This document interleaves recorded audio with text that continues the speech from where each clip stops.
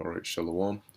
First, I want to give all praises, honor, and glory to Yahweh, Bahashem, Yahweh Shai, Bahashem, Rakha, Kodash. Double honors to the apostles of Great Millstone, and peace and blessings to the elect. This is Psalms chapter 110, verse 3. Thy people shall be willing in the day of thy power, in the beautiness of holiness, from the womb of the morning, thou hast the dew of thy youth. All right, now, okay, in the terms of the upcoming days and months, all right, days, weeks, months, okay, the world is gonna start to see things that they've never seen before, okay, particularly when Yahushua makes his return, all right, and if the Lord permits, all right, before then, but when Yahushua makes his return with the angels, okay, that is in essence going to be the first time that this modern world has seen, all right, physical angels in their angelic form. All right, that is going to be the first time that this world, all right, is going to see Yahushua making his second return. All right, the Son of the Most High. Okay, the scriptures say all eyes shall see him. All right, so really being that we understand, all right, we know the signs of the times, and we understand that, the world we're living in is not a normal, just plain old carnal world. No, all right, there's a lot, all right, of things that go on behind the scenes. Okay, things aren't what they seem.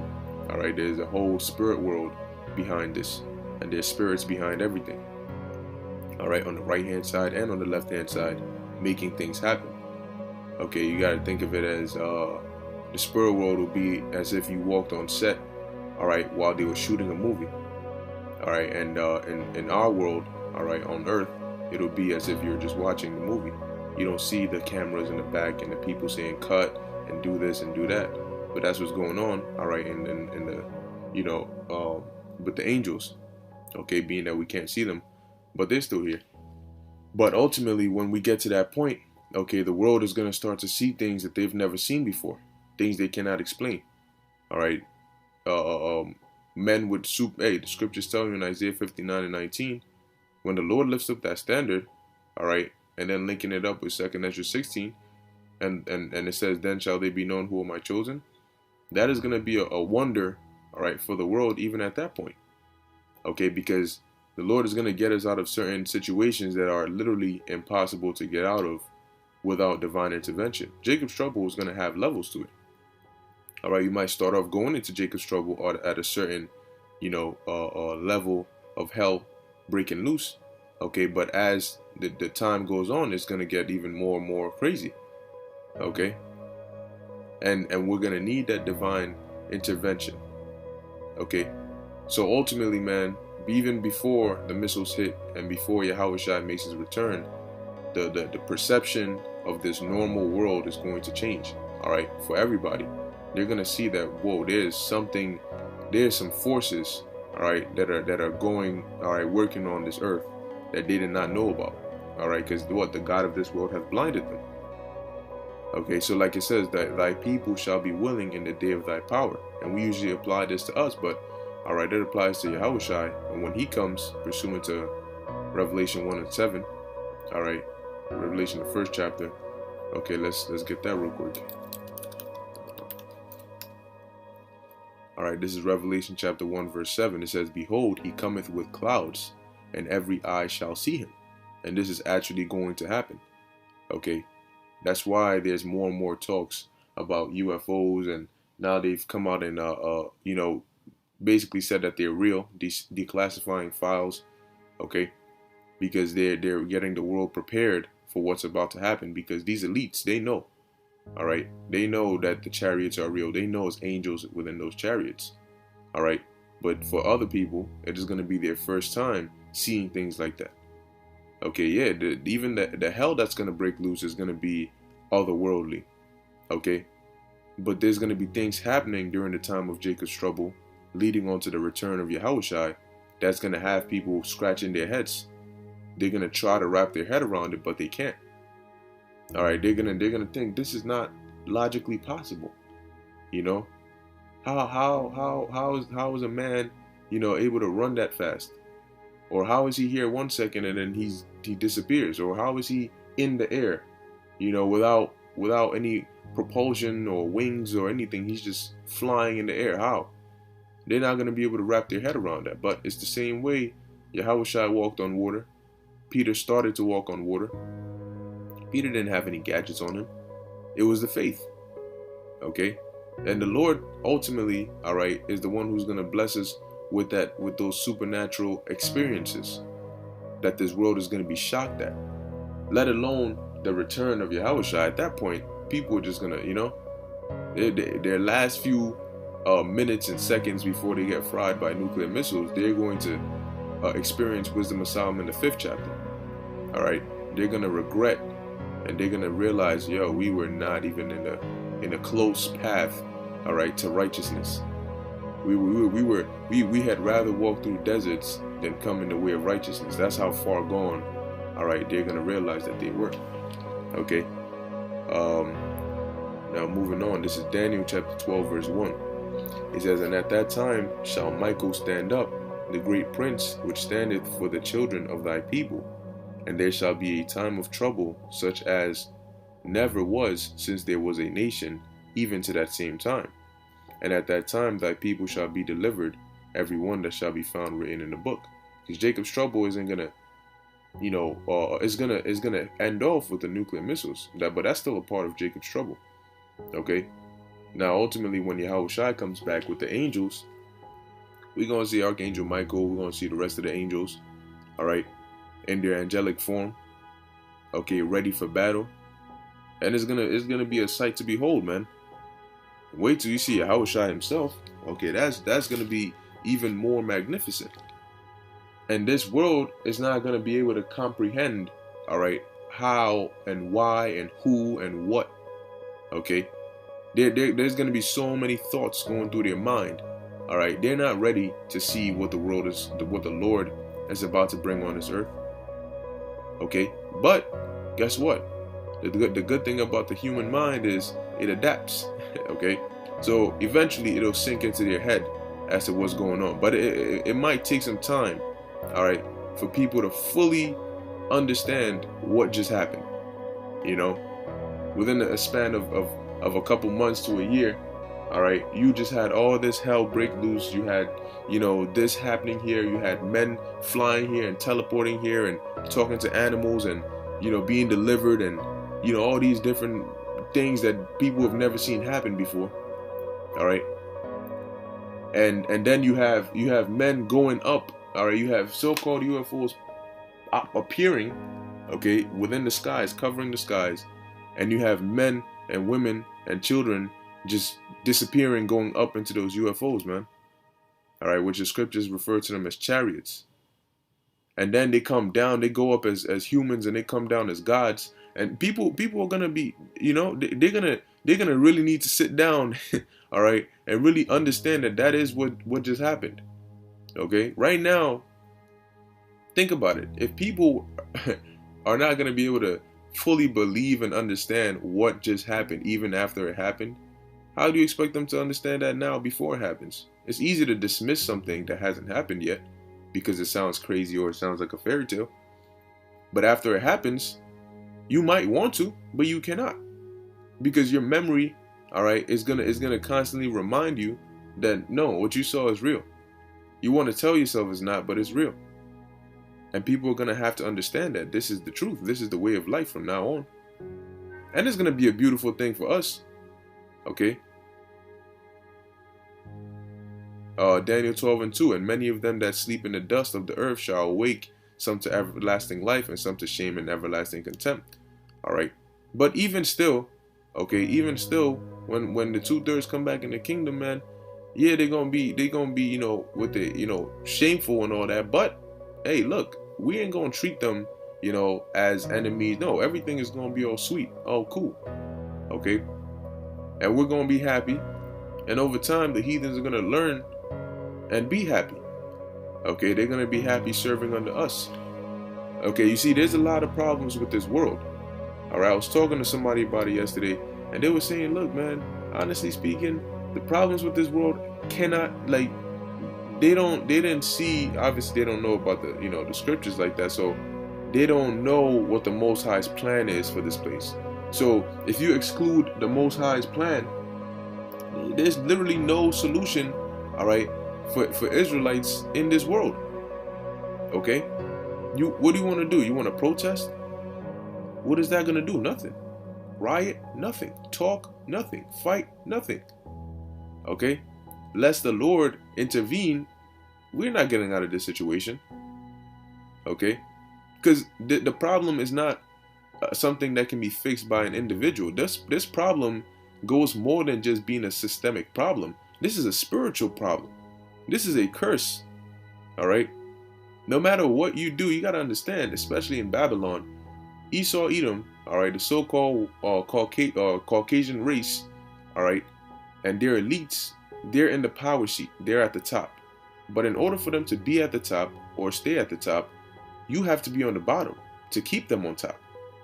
So if you are saying that you want equal rights or you want this, that means they have to relinquish their power and privilege of being on the top. And why would somebody do that once somebody has their enemy under subjection under them? Does it make sense for them to just relinquish their power because they feel sorry for their enemy? Scriptures say Esau has a perpetual hatred against us. What do you expect them to do? Give up his kingdom for you? That's not how it works. So lest the Lord, all right, come and send Yahushua and really change the whole system. That's why this place has to be destroyed. Okay, and this system is going to be broken, and the cycle of death and wickedness, all right, that vibration is going to be gone. That covering that grows darkness upon the people is going to be erased, evaporated, eviscerated. All right. So let's move on. All right, back to the topic. So this is Revelation chapter 12, verse 7, and this is a prophecy that will happen as well. It says, and there was war in heaven. Now, before I carry on, this is not referring on to heaven as in the spirit world. All right, there is no war in the spirit world. Okay, but the war in heaven is referring on to the heavens. All right, Shemayim. Okay, that's why they have a space force, because they're preparing to go to war. That's why around the same time they have this space force, they're declassifying information on so-called UFOs, and they're saying these things are real. They're releasing footage. All right, because eventually they're trying to desensitize your mind to first accepting that they're real, and then they're gonna demonize them. You know, oh, we don't know what they're here for. They might be hostile, so on and so forth. Okay, but it says Michael and his angels fought against the dragon. All right, now who's the dragon today? The dragon, there's not going to be a big red magical dragon pull up out of nowhere, okay, and fight against Michael and the angels. No. All right, that dragon is representing this system today, okay, Esau's system. All right, the beast basically. Okay, all right, the beast is a military power. All right, which, you know, the beast is made up of the European Union. All right, NATO. Okay, so that system, okay, ultimately they're gonna come together. All right, with some of these other countries as well.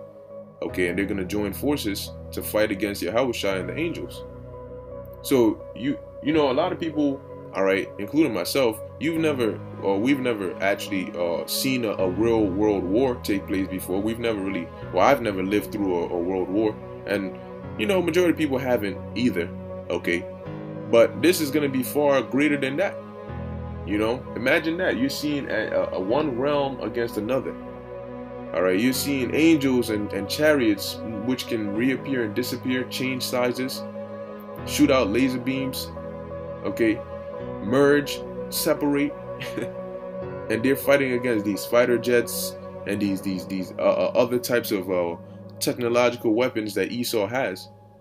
But ultimately, that's just for the Lord to put on a show, because what does it say in the book of 2nd Ezra, the 13th chapter?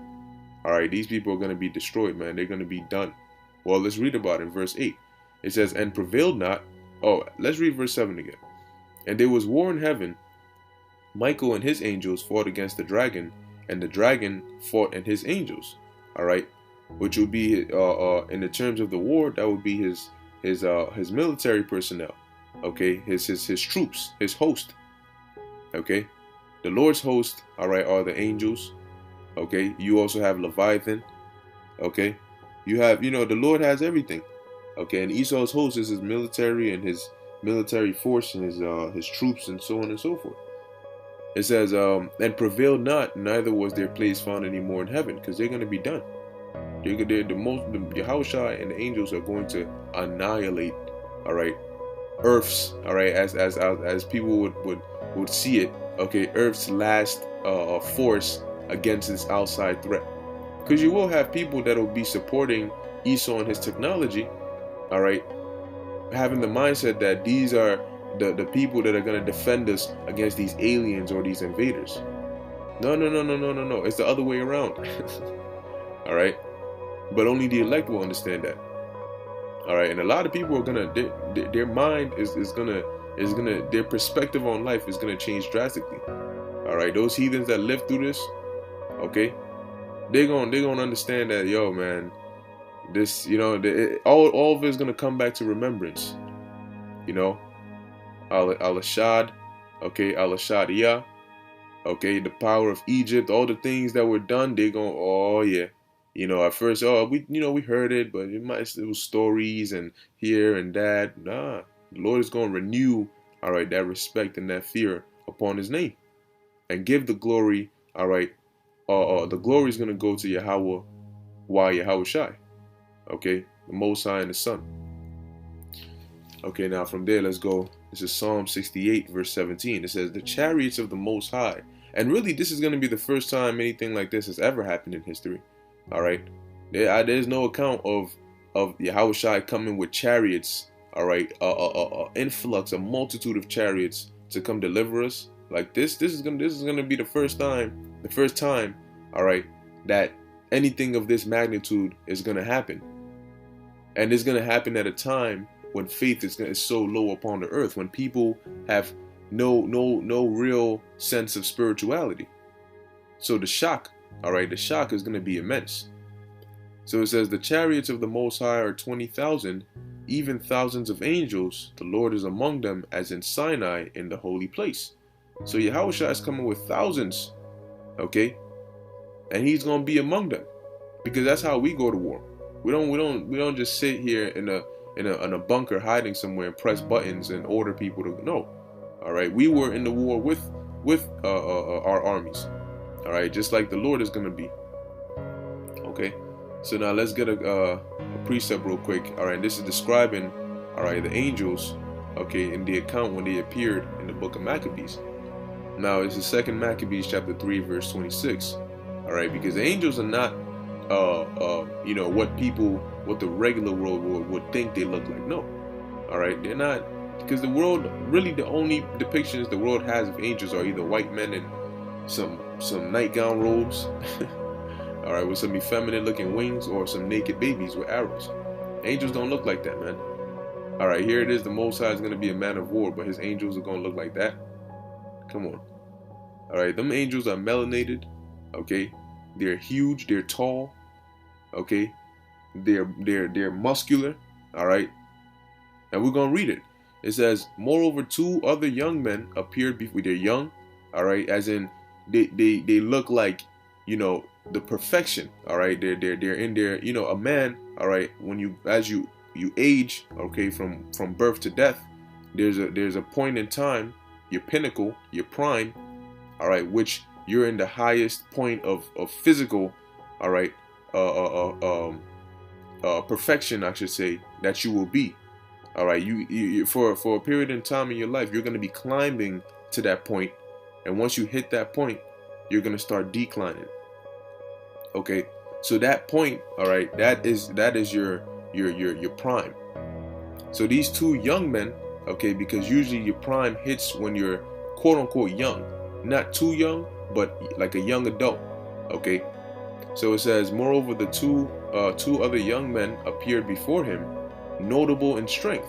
So what does that mean? Okay, let's look up the word notable. Okay, close a few of these tabs. All right, Google notable. So it says, worthy of attention or notice, remarkable, famous or important person. So it's worthy of attention. All right, it's noticeable. So now it says notable in strength, right? So how can you tell if somebody's strong or not if you haven't seen them even do anything yet? Well, you would go based on what they look like, right? So what is the appearance of somebody that is strong? They're muscular, you know, might have some brolic shoulders that connect. No, it's like some Dragon Ball Z look, you know, triceps all divided, looking like the horseshoe, and the veins and the, you know, that's notable in strength. Okay, excellent in beauty. Angel ain't gonna have one big eye and then one small eye, and then his nostrils are like, you know, big, and you know he got maybe a booger hanging out here, and you know, no. All right, everything is perfect, man, because they're in the spirit world where the Lord is. The Lord isn't gonna have any imperfections. Okay, so excellent in beauty and comely in apparel, who stood by him on either side and scourged him continually and gave him many sore stripes. So this is just an example, all right, of the angels that appeared during the time of the Maccabees and the description that was given of them. Okay, so when they come back with Yahushai, imagine how excited you want to be, man. Because it tells you, I believe it's in the book of 1 John or so, all right, where it says, we don't know what we're going to look like, but we know that when we see him, Yahushai, we're going to be like him. So imagine that you see Yahushai and he just looks glorious, man, angelic. He just looks perfect. All right. And then you look at yourself and then you realize that you're about to look like that. All right. You're about to get a body like that. Okay. What kind of, you know how joyful that is to even think about? Okay. Hey, it's going to be a beautiful time for us. Okay. Lord willing. So in closing, I ended off with this. This is Wisdom of Solomon, chapter 5, verse 2. All right. Because when the world sees these things that are happening, they're gonna be going through a whole lot of different emotions. Shock, trying to understand what is happening before it even settles in that it has happened. Okay, and there's gonna be a lot going on in people's minds, man. All right, you have some of the elect that are gonna wake up last minute, and they're gonna of course they're gonna have faith and believe through the things that are happening. But even while that's happening, it's gonna be like a shocker to them. You know? Yo, that's really crazy. I knew you this whole time, but like I didn't know, you know what I'm saying? I didn't know all this. You know, Lord might send an angel down to warn you about something. So you guys, maybe you're heading one way and you gotta go another way. And here it is, they just witness an angel come and talk to you. You know? And you perfectly calm and, you know, okay, Khan, all right, yeah, you know, and then da-da-da. What do you think is going to go through somebody's mind seeing that? And then you're not even freaking out. You're calm. So they know that you're in on it. They know that you know what's going on. Okay? They're gonna, man, it's gonna take a lot. It's gonna take some time, all right, for them to fully grasp it. Because even brothers, when you first come into the truth, it takes some time for you to fully grasp and understand, all right, what the scriptures are saying. So imagine somebody who hasn't even had that experience and they're just seeing it. So this is Wisdom of Solomon, chapter 5, verse 2. It says, when they see it, they shall be troubled with terrible fear. All right. And shall be amazed at the strangeness of his salvation, so far beyond all that they look for. And the world is not expecting, all right, to see what we've been prophesying that are written of in the scriptures. So when they see it, it's definitely going to be a sight to behold, man. All right, exciting times, man. It's scary, all right, but exciting. And we want to be in the midst of it, all right, Lord willing, on the good side, all right, on the winning side, okay, on the side of Yahweh Ba'Shem Yahushai. So with that, I hope this was edifying unto the elect. I want to give all praises, honor, and glory to Yahweh Ba'Shem Yahushai, Ba'Shem Rucha Kodash. Until next time, Shalom.